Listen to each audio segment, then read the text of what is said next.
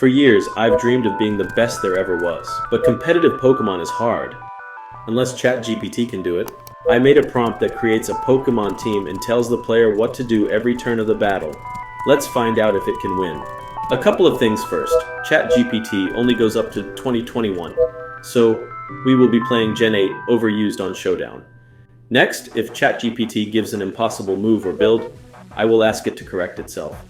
Now after finding an opponent, the first thing we have to do is copy the battle information into ChatGPT so it can pick us a Pokémon to lead with.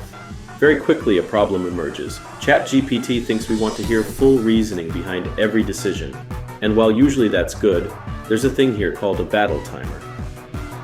For future responses, I tell it to be brief, and this seems to work, but still the whole battle ends up being 24 minutes. Luckily, our opponent forgets to turn on the timer. Next, we start to get some insight into our AI's decision-making. This Pikachu clone they made after running out of ideas is part fairy, and we send out a dragon and use a dragon move.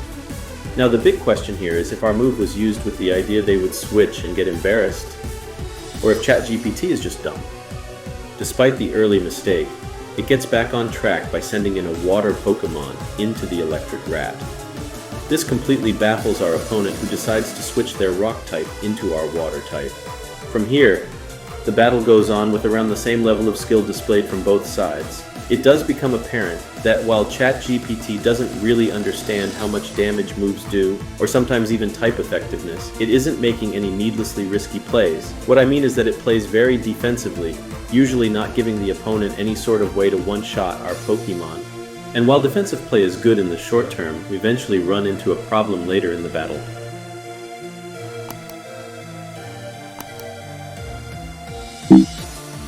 Now usually it would end here, but I was just too invested. So I explained the battle situation to the default model as quickly as I could and continued with its even worse advice.